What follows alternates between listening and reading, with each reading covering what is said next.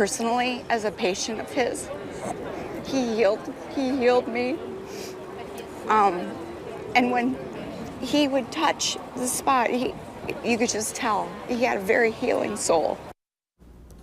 This evening, patients, friends, and loved ones gathered at South Bend Orthopedics to remember a man who was shot and killed 3 weeks ago. Police say Dr. Graham was murdered by a patient's husband who was upset that the doctor wouldn't prescribe his wife painkillers. People who knew Dr. Graham continue to mourn the longtime physician. News Center 16's Jen Cardone was at tonight's vigil. So Jen, this is one of the first times we've heard from his family. What did they have to say? Yeah, Joel, after a few prayers, his wife actually started out by saying a prayer for the victims of Barcelona and the attack earlier today. Dr. Graham's wife said they loved to travel and always worried that something would happen to them on a trip. Although she never expected the fate that he ended up facing, the community was there tonight to offer their love and support.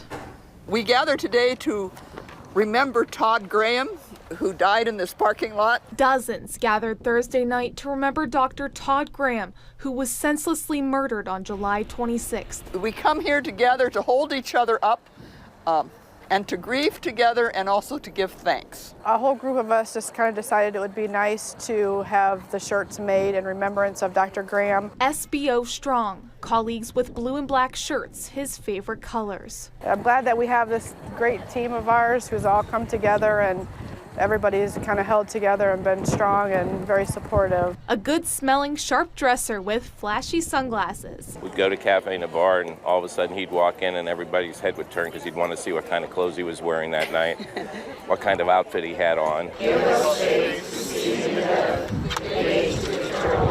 Dr. Graham's wife giving countless hugs and condolences. Our family is eternally grateful for the outpouring of support from this community. A dynamic duo. She is going to miss him a lot, and we're going to be there for her. I mean, this tragedy shouldn't affect the way that we really care for people, because that's what he gave his life for. Dr. Graham smiling from above. He needs to know how much he touched all of our lives. All hand in hand. And lead us not into temptation, but deliver us from evil.